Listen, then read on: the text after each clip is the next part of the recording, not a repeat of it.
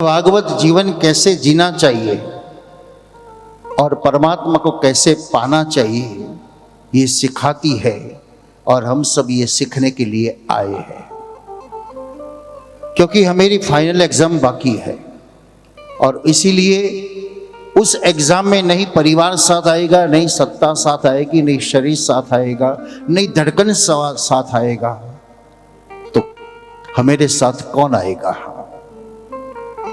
बहुत बड़ा प्रश्न है। सब जानता है लेकिन हम सब भूल जाते हैं। जानते तो हम सब कुछ है।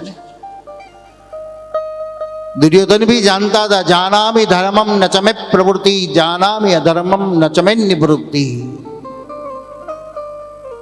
कृष्ण को कह रहा है मैं जानता हूं धर्म क्या है, लेकिन मैं धर्म कर नहीं सकता।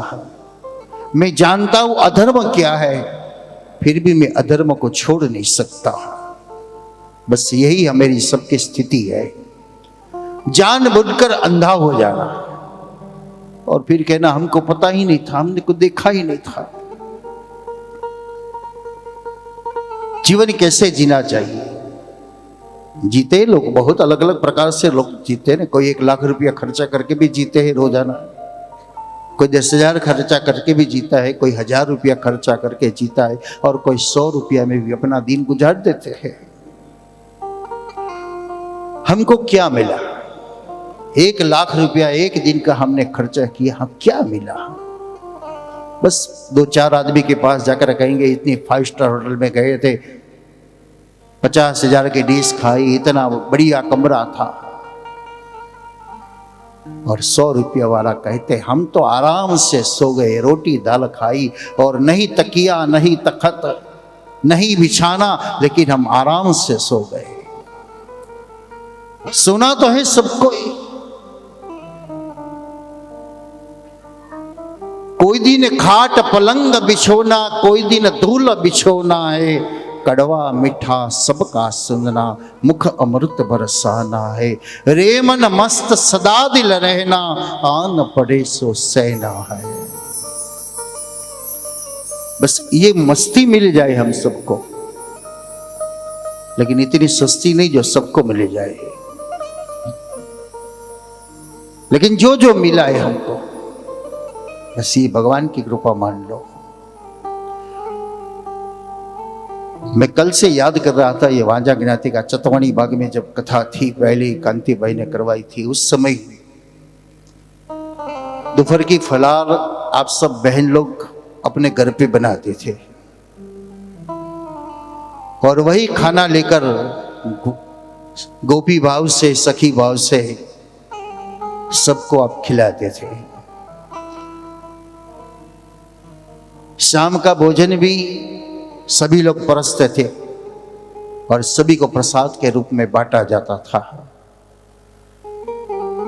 उस समय और आज के समय में जरा सोचिए, भगवान ने आप समाज पर कितनी कृपा की। कहां थे और कहां ले गए। ये तीसरी बार विश्वकर्मा में जो कथा हो रही है हमारी, ये भगवत कृपा तो है,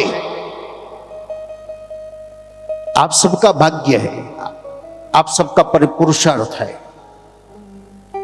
बहुत परसों आपके व्हाट्सएप ग्रुप में एक बहन ने मैसेज भेजा था, बहुत अच्छा हमको लगा, हमने पढ़ा सुना उनका मैसेज। ये बहन ने मैं कहा है कि वांझा गया अपने समाज यानी दर्जी समाज का बच्चा डॉक्टर हो या मिनिस्टर हो, कहीं भी जगह पे हो, लेकिन अपने स्वधर्मे नि जन्म श्रेय, गीता में जो बताया गया है, अपना जो व्यवसाय है वो छोड़ना नहीं चाहिए। बहुत बड़ी बात कही थी। कुछ न कुछ तो आना चाहिए। हमको नहीं काम करना है कोई बात नहीं, लेकिन सीखना तो चाहिए। कभी भी किसी भी समय वो हमेरा हथियार बन जाएगा, हमेरा काम आ जाएगा। हम दाल रोटी का खर्चा तो निकल देते हैं, तो व्यवसाय में हम सब इतना निपुण है तो कभी कभी हमेरे के लिए कोई निपुणता होनी चाहिए। ये तो पारिवारिक शारीरिक पोषण के लिए सब निपुणता है, लेकिन मेरा एक बेटा हमारे अंदर बैठा है, वो भी जिज्ञासा रखता है ना। हम सब रुपया इकट्ठा करके अपने बेटे को सोने का बंगला बनाने की जिज्ञासा करते हैं और प्रयत्न करते हैं मेरा बेटा सोने के बंगले में रहे, लेकिन ये शरीर रूपी मकान के अंदर कोई बेटा है, इनको हमें कभी ध्यान रखा? दुनिया का हमने बहुत ध्यान रखा, किसी को क्या तकलीफ है, किसी को क्या चाहिए, किसी को क्या देना है, लेकिन हमने कभी अपने भीतर में नहीं देखा कि हमें इनको क्या चाहिए। सोचने वाली बात ही है सब। इंद्रिया जो मिली है वो तो बाहर की देखने वाली, बाहर का ही देखता है। आप कितना अच्छा मेकअप करो, सारे समाज आपकी बात करते हैं, कितनी बढ़िया दिख रहे, कितना अच्छा मेकअप किया, लेकिन इतना खुशी नहीं होगी कि जब तक आप अपने मुख को अपने आईने में खुद नहीं देखेंगे, तब तक इतना आनंद नहीं मिलता। लोगों ने बात की, अच्छी बात है, अच्छा दिख रहा हूं, अच्छा दिख रहा हूं, लेकिन जब अपने आप को आईने में जब हम देखते हैं, कोई कहने वाला नहीं है, फिर भी हम हंस लेते हैं, क्योंकि हमारे अंतर में भीतर में जो बैठा है, इनको देख लिया तो प्रसन्नता अपने आप आ जाती है। इनकी आवश्यकता क्या है? इनको कोई संपत्ति की जरूरत नहीं है, इनको आध्यात्म की जरूरत है। सत्य के राह पर चलने के लिए उनको आवश्यकता है,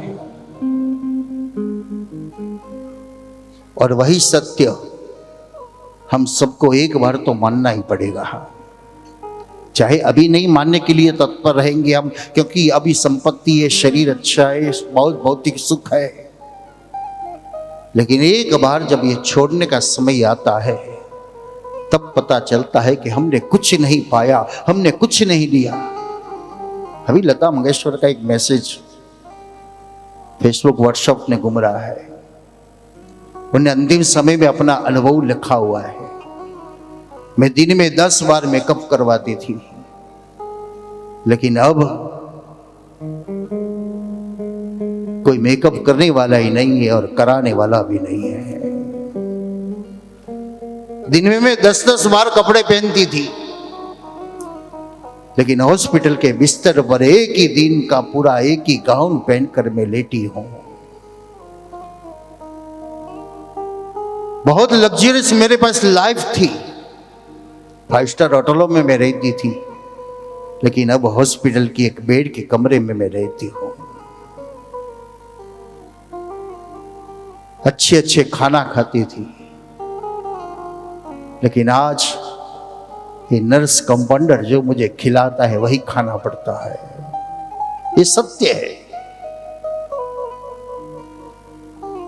जहां आदमी समझ जाए वहां से तो अच्छा है, जब तक नहीं समझा तब तक तो बात गलत है, वो तो चला गया सब। लेकिन जहां से हम समझ लिए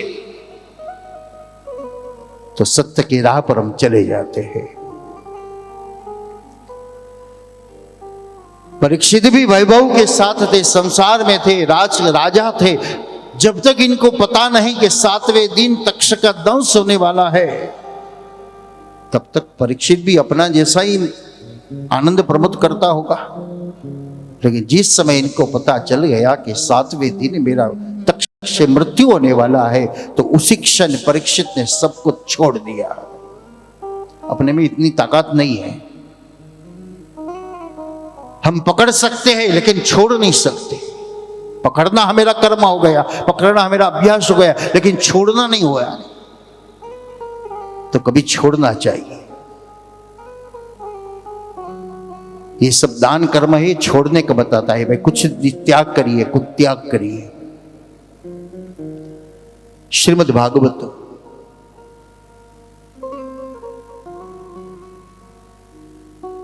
कल्पतरु समान है, मनवांछित फल प्रदान करने वाला। कामधेनु गाय जैसी जहां इनके पास जाए और अपनी इच्छा पूर्ति हो जाए, तो श्रीमद् भागवत भी कल्पतरु है। सुखदेव का मुख से निकलती हुई वाणी ये अमृत समान है। तव कथामृतम तप्त जीवनम कवि विरीडितम कल्मषापहम्।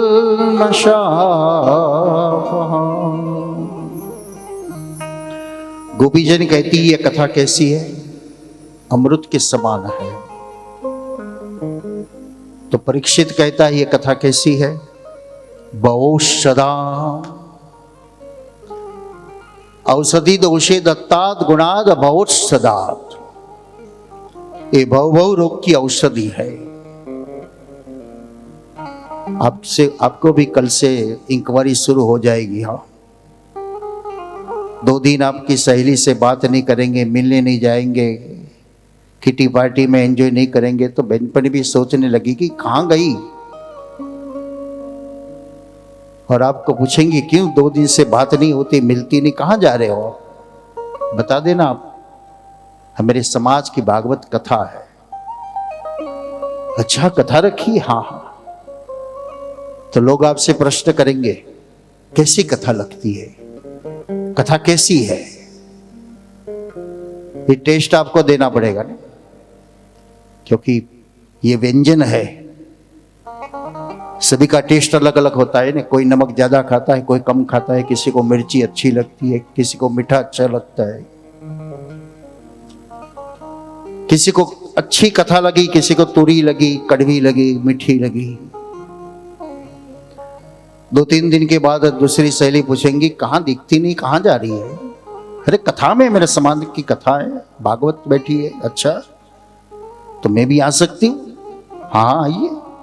कितने बजे टाइम है? 3 से 6:30 7। नहीं, इतना तो जल्दी नहीं। शाम को प्रसाद कैसा मिलता है? अच्छा मिलता है। तो 3 बजे नहीं आए, 5:30 6 बजे आए। अच्छा मीठा।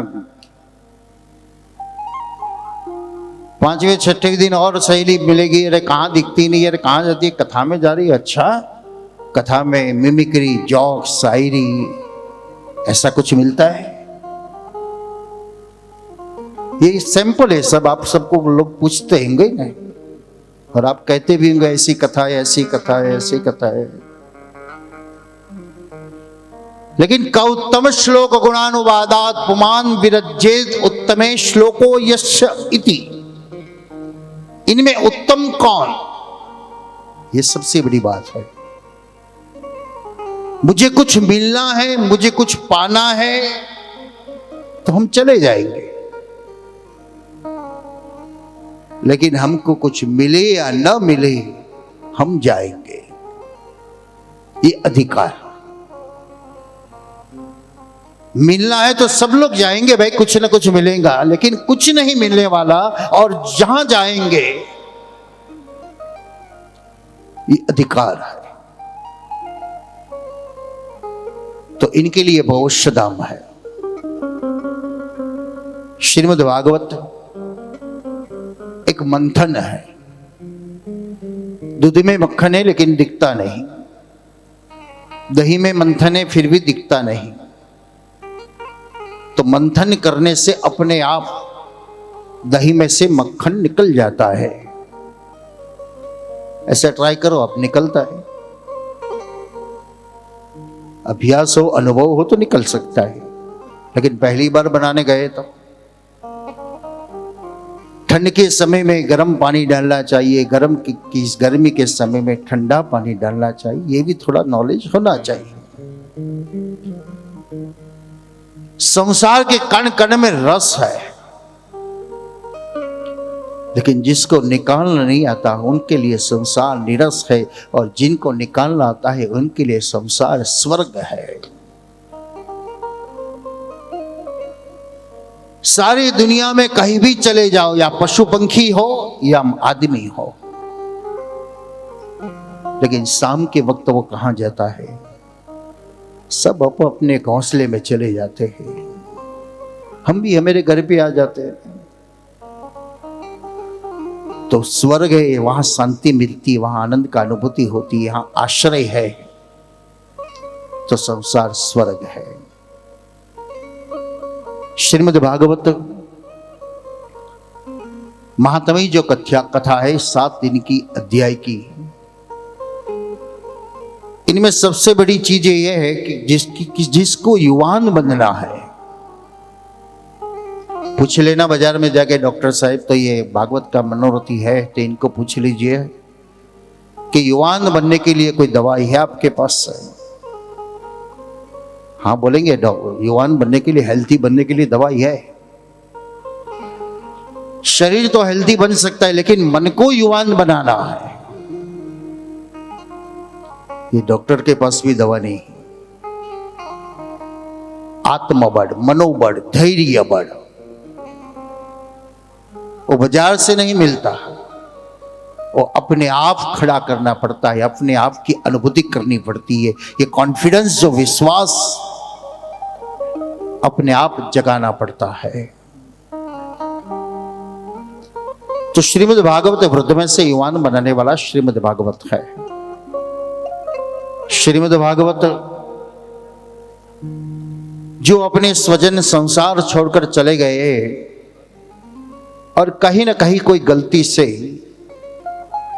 मनुष्य जीवन प्राप्त नहीं हुआ, तो इनको परम गति पाने के लिए केवल कोई आश्रय हो तो श्रीमद् भागवत है। और इसलिए पद्म पुराण की जो कथा, गोकर्ण की, धुंधुकारी की, आत्मदेव की जो कथा है, स्व का कल्याण करना है। मैंने संसार का काम किया, परिवार का काम किया, समाज का काम किया, गांव का काम किया, लेकिन मैंने मेरा ही काम नहीं किया। अब मेरा काम कौन करेगा? तो श्रीमद् भागवत कहते मैं करूंगा स्व का कल्याण। कोई जिज्ञासा है ज्ञान प्राप्ति की, तो श्रीमद् भागवत ये भी संतोष करता है। 5 कथा एक साथ चल रही है, 5 वक्ता भी अलग अलग है, लेकिन सभी का प्रश्न एक है। श्रीमद् भागवत प्रथम स्कंद अधिकार लीला है, द्वितीय स्कंद ज्ञान लीला है, तृतीय स्कंद विसर्ग लीला है, चतुर्थ स्कंद सर्ग लीला है, पंचम स्कंद स्थान लीला है, षष्ठम स्कंद पुष्टि लीला है, सप्तम स्कंद वासना लीला है, अष्टम स्कंद शुद्धि करने का प्रयोग है, नवम स्कंद श्री राम की लीला मनवंतर कथा है, और 10वां स्कंद जिसको सागर कहा गया, हृदय कहा गया, ये 10वां स्कंद है। फिर एकादश स्कंद मस्तक है, द्वादश स्कंद जिसका फल है। यहां चरणारविंद से शुरुआत होती है और मुखारविंद को विराम होता है। हम जो आदमी आते हैं इसको हम जन्म बोलते हैं, जो चले जाते हैं इसको हम मृत्यु कहते हैं। ये दोनों दुख हम सब ने पाया, अनुभव किया। अभी तक तो एक का ही अनुभव किया है, दूसरा बाकी है। लेकिन हमने जिनका अनुभव किया वो दुख हमने किसी से बताया। कोई कहता है मैं पैदा हुआ तो मुझे कितनी पीड़ा हुई थी, मैं कितना दुखी होता था, कितना तकलीफ थी, वो हम नहीं बता सकते। मृत्यु के समय में आदमी को कितनी पीड़ा होती है, कितनी दुख होता है, वो भी किसी को नहीं बता सकता। तो क्यों बीच के समय का जो तकलीफ है, मुसीबत है, वो हम लोगों के सामने व्यक्त करते हैं? व्यक्त करते क्यों? ये भयंकर 2 दुख हम समझ सकते हैं, तो इनका दुख भी ईश्वर नहीं समझ सकते?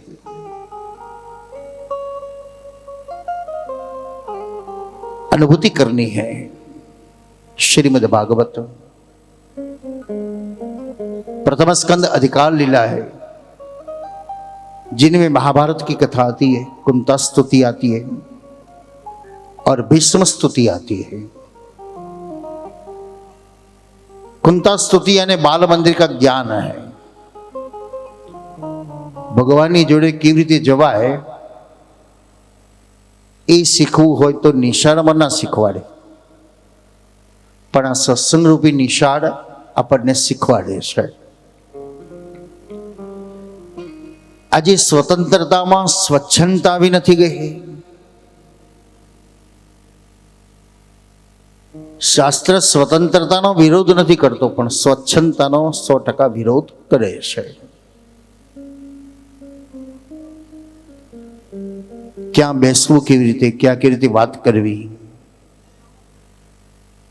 કેવી રીતે ભગવાનને પગે લાગવું, ભગવાનને શું આપવું અને ભગવાનની પાસે શું માગો। દર્શન કરીએ છીએ આપણે બધા, પૂનમના બહુ ઈચ્છા હોય એટલા ભગવાનના દર્શન પૂનમે કરવા જવું હોય, અને દરિયા કિનારે રહેતો ભગવાનને દરિયોના મોજા ગમે। એક દર્શનમાં તો સીધા નજીક પહોંચી ગયા, હાલો આ ચાલુ છે, અને બીજા દર્શનમાં તો બહાર પણ નીકળી ગયા।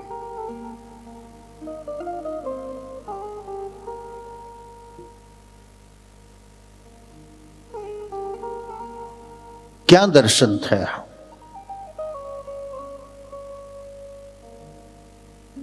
ચરણારવિંદથી દર્શનનો પ્રારંભ કરો।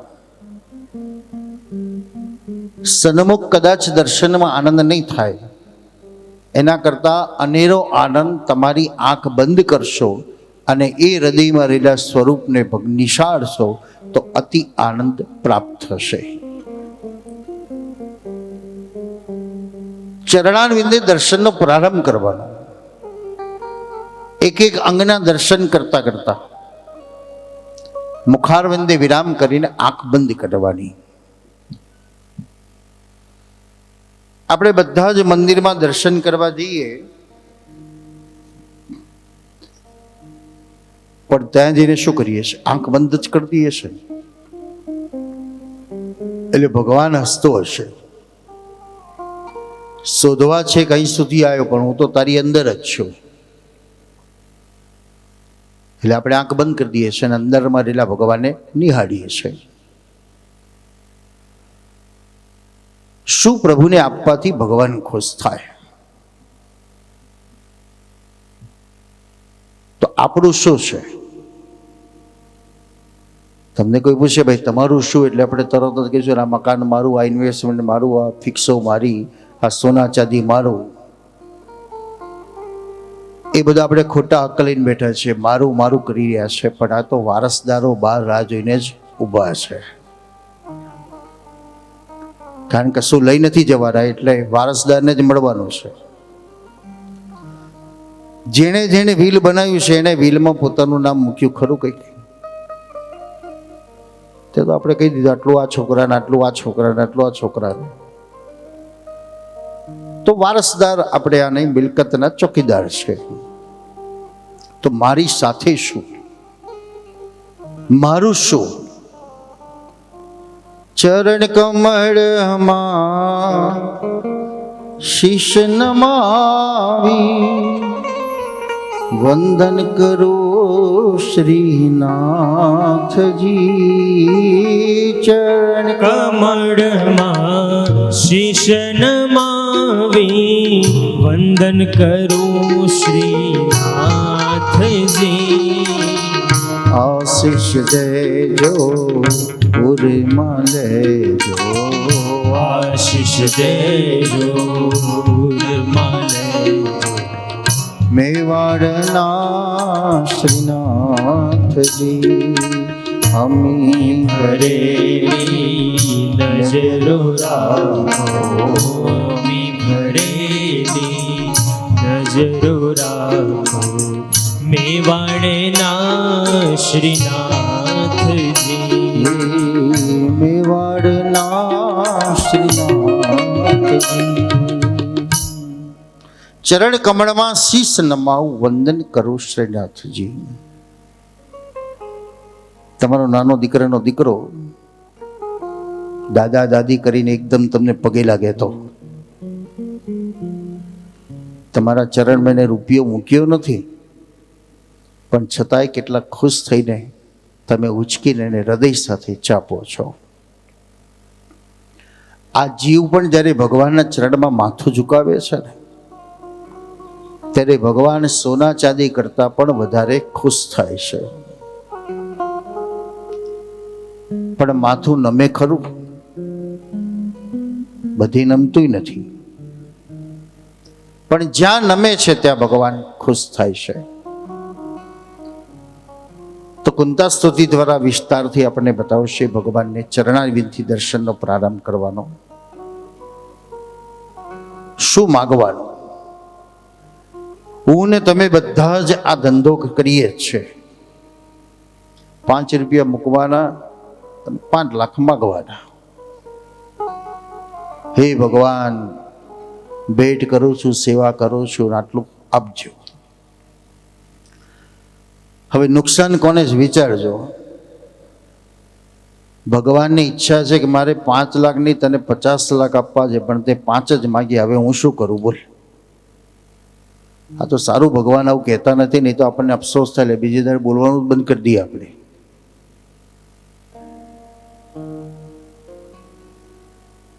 હરિ પાસે કઈ ના માગીએ, માગે પસ્તાવો થાય.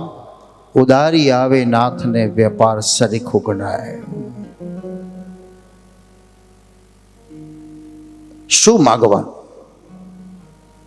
આપણને માગતા જ નથી આવડતું. માનો કે અત્યારે ભગવાન પ્રસન્ન થાય અને તમને બધાને એમ કે માગો માગો, તમારે શું જોઈએ છે? એટલે પહેલા તો આપણે કન્ફ્યુઝ થઈએ, શું માગવું, શું માગવું, શું માગવું. કાં તો જે વિચાર ચાલતો હોય સ્કૂટર માગી દે, કાં તો ગેસની સગડીએ માગી દઈએ. એટલે મગજમાં જે વિચાર ચાલતો હોય એ જ માગી લેવાય ને. શું માગવું એ કુંતા સ્તુતિ બતાવશે, અને શું આપવું.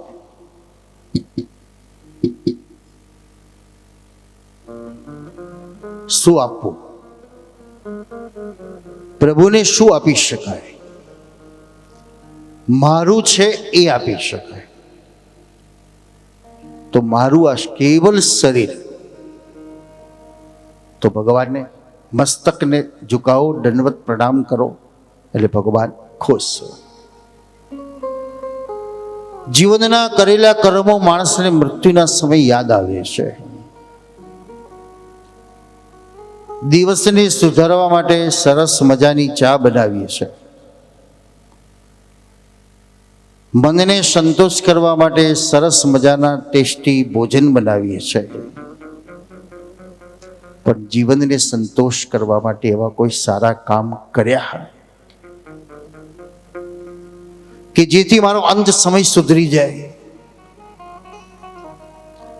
ધ્યાન દઈને ચા બનાવું, બગડી જાય તો ફરી બનાવું, બગડી જાય તો ફરી બનાવું. મસાલા બરાબર ધ્યાન દઈને નાખવું, બગડી જાય તો થોડું આગું પાછું કરીને ટેસ્ટી કરી દઉં. પણ જીવનનો અંત સમય બગડ્યો તો ત્યાં કોઈ ટેસ્ટિંગ નહીં થાય, ત્યાં કોઈ ચેન્જ નહીં થાય, ત્યાં ઇમિડિયેટલી ડિસિઝન થઈ જશે. એને સુધારવા હું શું કરું? પ્રાણ પ્રયાણ સમય કફવાત પિત્તે કંઠાવરોધન નિદો શરણમ કૃતસ્તે. આજકાલ તો નવા લિક્વિડો બને ને, પાઇપો ચોકઅપ થઈ જાય તો અંદર લિક્વિડ નાખો એટલે કચરો બધો બહાર નીકળી જાય. જીવનના અંત સમયે આ એક નળીમાં પણ જ્યારે ચોકઅપ થશે, વાક, પિત્ત, કફ, અને ભગવત સ્મરણ બોલવાની ઈચ્છા થશે, નહીં બોલી શકાય, ત્યારે કયું કેમિકલ નાખશો? ત્યાં લાકડી નથી નંખાતી, ત્યાં કોઈ કેમિકલ નંખાતું નથી, પણ એક ભગવત નામ સ્મરણ જે નિરોગી કરી શકે છે, સ્વસ્થ કરી શકે છે. શ્રીમદ ભાગવત કુંતા સ્તુતિ ભીષ્મ સ્તુતિ બતાવશે.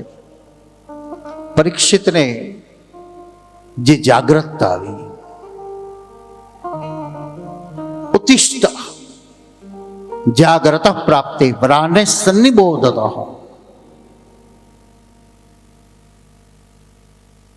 પરીક્ષિત જાગી ગયો. આપણે બધા ઊંઘીએ છીએ, જો જાગતા છીએ પણ ઊંઘતા છે, એટલે ઊંઘતો માણસ ઝડપાઈ જાય, બેધ્યાન થયેલા અથડાઈ જાય. સતત જાગવાની જે જરૂર છે. પરીક્ષિત જાગી ગયો તો પરીક્ષિતે પરિવાર, સમાજ, સંસાર બધું જ છોડી દીધું, કારણ 7મા દિવસે મૃત્યુ છે. 2 વર્ષના કોરોના કાળમાં આપણે જાગ્યા ખરા, થોડાક સમય માટે જાગી ગયા હતા, પછી પાછા હવે રૂટિનમાં આવી ગયા.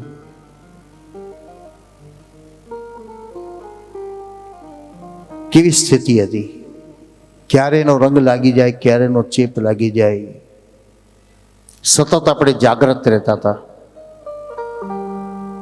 તો એ સમયગાળામાંથી આપણે બહાર નીકળી શક્યા. જો બેધ્યાન રહ્યા હોત તો પ્રાણીઓ એ સમય ખુશ થયા હશે કે માણસ જે અમને પાંજરામાં મૂકી દીધો, આજે માણસ ક્યાં જતો રહ્યો, કેવો આપણને બધાને કેદ કરી દીધેલા. પણ એ કેદ ન થયા હોત તો આટલી આઝાદી ન મળી જ ને પછી તો ફરી પાછો સંસારનો સામનો કરવાની. પ્રથમ સ્કંદની કથા વક્તા અને શ્રોતાનો સમન્વય છે. દ્વિતીય સ્કંદ જ્ઞાન લીલા છે. તૃતીય સ્કંદ પારિવારિક કથાઓ છે.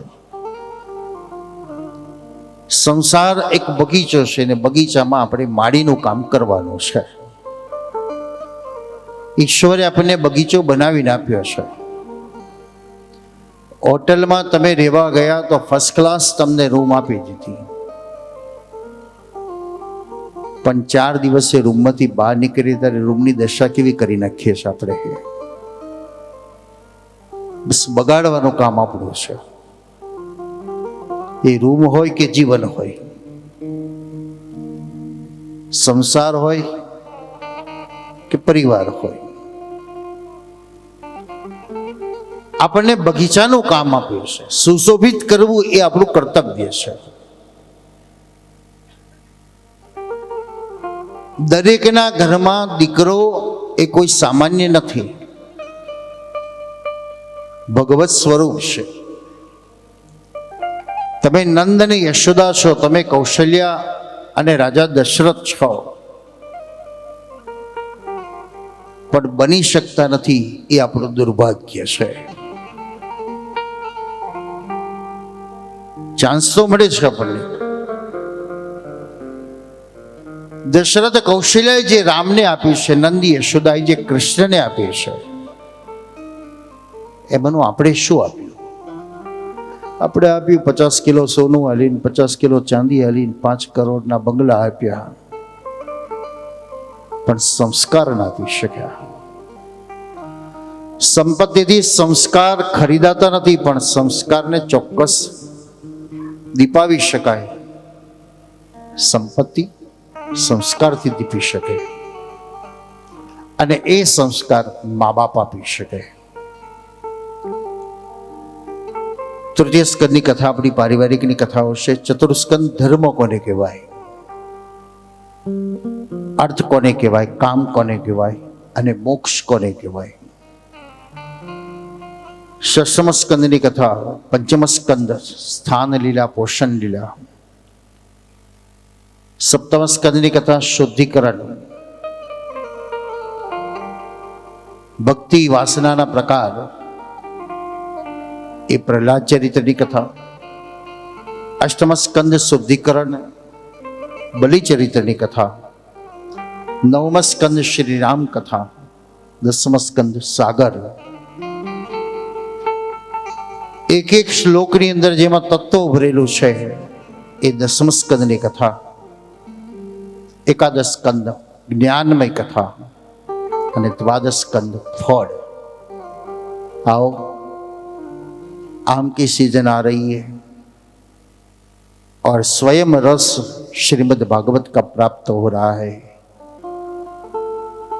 मधुराधिपते रखिलम मधुरम, आम रस से भी मधुर रस जो श्रीमद् भागवत का है।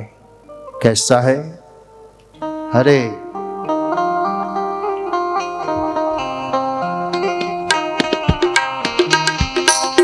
आंबो अखंड भुवन माथी उतर्यो, आंबो अखंड भुवन माथी उतर्यो, आंबो अखंड भुवन माथी उतर्यो, ब्रज भूमि माया बानो वास सखी रे आंबोरो, ब्रज भूमि माया बानो वास सखी रे आंबोरो, आंबो अखंड भुवन माथी उतर्यो, आंबो अखंड भुवन माथी उतर्यो, वसुदेवे ते बीजवारिय, भुवो देवकी जी क्षेत्र प्रकाश सखी रे आंबोरो, भुवो देवकी जी क्षेत्र प्रकाश सखी रे आंबोरो पियो। આ વાંજા જ્ઞાતિનો આંબો છે અને પ્રમુખ કાંતિભાઈની ભાવના છે મારો સમાજ સુખી થાય, સમાજ વિશાળ બને, સમાજ સંગઠિત બને, સમાજ સમૃદ્ધ બને, ક્ષેત્ર પ્રકાશ। ક્યાં ગામડામાં રહેતા હતા અને ક્યાં મુંબઈના વૈભવ શહેરની અંદર આપ રહો છો। ક્યાં એક સમય એક કુટિયાની અંદર રહેતા હતા, આજે ભગવત કૃપાથી કરોડોના મકાનોમાં રહો છો। એક ભાવના જે વિશાળ સમાજની છે, પ્રત્યેક વ્યક્તિની જે ભાવના છે, સમાજ માટે કંઈક કરી છૂટવાની, સમાજ માટે કંઈક આપવાની, અને એ ભાવથી ઘણા ઓછા સમાજ હશે આવા કે જે સમૂહમાં ભાગવત કથાઓના આયોજનો કરતા હોય। બધા દરેક સમાજમાં સમૃદ્ધ તો બધા જ છે, પોતપોતાની રીતે કરોડો રૂપિયા વાપરતા હોય છે, પણ સામાન્ય વ્યક્તિઓને ધ્યાનમાં રાખીને સમૂહ આયોજનો કરવા તો વાંજા જ્ઞાતિનો વિશેષ ગૌરવ કહી શકાય, વિશેષતા કહી શકાય કે સમાજના માધ્યમથી આવા જ્ઞાન યજ્ઞોના આયોજનો થઈ રહેલા છે। 7 દિવસના આ જ્ઞાન સત્રની અંદર પ્રથમ દિવસને ખાલી આચમન કરી આપણે, આજે ચોકીનો પણ મનોરથ છે, તો ફરી આવતીકાલથી આપણે 3 થી 6:30 7 જ્યાં સુધી આપણો સમય જશે, બસ આયોજક અને મનોરથી અને યજમાનોની એક જ ઈચ્છા છે કે મારો સમાજ વધારે ને વધારે લાભ લે। કારણ આ ભોજન હોટલમાં નહીં મળે, ભલે 50,000ની ડીશ લેશો તો પણ આવું ભોજન તમને ત્યાં નહીં મળે। તો આ જ્ઞાનરૂપી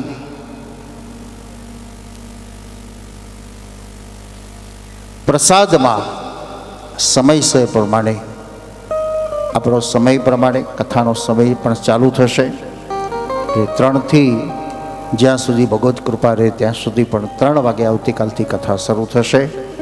તો ફરી પાછા આવતીકાલે બપોરે 3 વાગે આયોજક અને કાર્યકર્તા આગળની જે જાહેરાત કરે એ પહેલાં ભગવત નામ સ્મરણ સાથે શ્રી કૃષ્ણ શરણમ મમ, શ્રી કૃષ્ણ શરણમ મમ, श्री कृष्ण शरणं मम श्री कृष्ण शरणं मम श्री कृष्ण शरणं मम श्री कृष्ण शरणं मम श्री कृष्ण शरणं मम जय श्री कृष्ण शरणं श्री कृष्ण शरणं मम श्री कृष्ण शरणं मम श्री कृष्ण शरणं मम श्री कृष्ण शरणं मम श्री कृष्ण शरणं मम श्री कृष्ण शरणं मम श्री कृष्ण शरणं मम श्री कृष्ण शरणं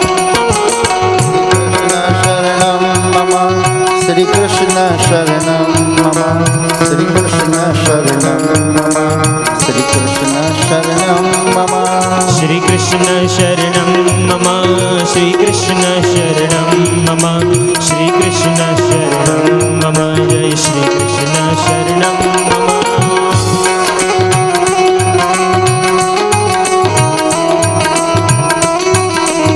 ડૉક્ટર હર્ષાબેનના પરિવારજનોએ ભાગવતીની આરતી કરવામાં આવે. श्री कृष्ण शरणं मम श्री कृष्ण शरणं मम श्री कृष्ण દરેક પોથી યજમાનો પણ પોથીવાળા જોડે આરતી તૈયાર કરે. मम श्री कृष्ण शरणं मम श्री कृष्ण शरणं मम श्री कृष्ण शरणं मम श्री कृष्ण शरणं मम જય કાના કાળા પ્રભુ નટવર નંદલાલા मीठी मोरली वाड़ा मीठी मोरली वाड़ा गोपीना प्यारा ओम जय कानादा संत यशोदा घेर वैकुंठ होता रे वेद पुकारे वेद पुकारे बोले दशु गावे ओम जय काना काड़ा जय काना काड़ा प्रभु नटवर नंदलाला मीठी मोरली वाला मीठी मोरली वाला गोपीना प्यारा ओम जय काना काला ओम जय काना काला कर्पूर गौरम करुणावतारम संसार सारम भुजगैद्रहारम सदा वसंतम हृदयारविंदे भवं भवानी सहितं नमामि त्वमेव माता पिता त्वमेव बन्धु सखा त्वमेव विद्या द्रविणं त्वमेव सर्वं मम देव कायेन वाचा मनसेन्द्रियेवा बुद्ध्यात्मना वा प्रकृतिस्वभावात् करोमि यत् सकलं परस्मै नारायणाय समर्पयामि अच्युतं केशवं रामनारायणं कृष्णदामोदरं वासुदेवं हरे श्रीधरं माधवं गोपिकावल्लभं श्रीजानकी नायकं रामचन्द्रं भजे हरे राम राम राम हरे हरे हरे कृष्ण कृष्ण कृष्ण हरे हरे हरे राम राम राम हरे हरे हरे कृष्ण कृष्ण कृष्ण गले पुष्पे देवताभिवन्दनं हस्तकमलयोः देवताभिवन्दनं मन्त्रपुष्पाञ्जलिं जग्नेन जग्नमयजन्त देवास्तानि धर्माणि प्रथमान्यासन्न तेहनाकं महिमानः सचन्द्रपूर्वे साध्याः सन्ति देवाः ॐ नानासुगन्धिपुष्पाणि ऋतुकालोद्भवानि च पुष्पाञ्जलिर्मया दत्तं गृहाण परमेश्वरचरणकमलमध्ये मन्त्रपुष्पाञ्जलिं समर्पयामि प्रदक्षिणाभाव ॐ यानि कानि च पापानि जन्मान्तरकृतानि च तानि सर्वाणि नश्यन्तु प्रदक्षिणां पदे पदे हस्ते जलमादाय अत्राद्य भागवत सप्ताह कर्म अंगीभूतं प्रथम दिने सायंकाले पूजन अर्चन कर्म कृतेन भगवान वांग श्री कृष्ण परमात्मा प्रियता नमम भगवानी क्षमा मागो आवाहनम मंत्रहीनम क्रियाहीनम भक्तिहीनम सुरेश्वर यद पूजितं मया देव परिपूर्णं तदस्तु मे परिपूर्णं तदस्तु मे ओ ईश्वर भजिए तने મોટું છે તુજ નામ. ગુણ તારા નિત ગાઈએ થાય હમારા કામ. હે ધસા ફરિશાવતું સદા રાખો દિલ શાપ. ભૂલ કદી કરીએ અમે તો પ્રભુ કરજો માપ. ભૂલ કદી કરીએ અમે તો પ્રભુ કરજો માપ. તો પ્રભુ કરજો માપ. બોલો કૃષ્ણ કનૈયા. गिरिराज धरण की श्याम सुंदर श्री यमुने महारानी की वल्लभाधीश की नमः पार्वती पते हर हर हर हर महादेव हर. बोलो हिंगलाज मात की. સાયંકાલ પૂજન પૂર્ણ થયું. ભગવાન પોથીજીને પ્રણામ કરો, શાસ્ત્રીજીને વંદન કરી યથાશક્તિ કંઈ પણ ભેટ મૂકી ભગવાનને વંદન કરી અને વડીલોને વંદન કરી શકો છો. આપના ઘરમાં જે વડીલ હોય બધાને તમે વંદન કરી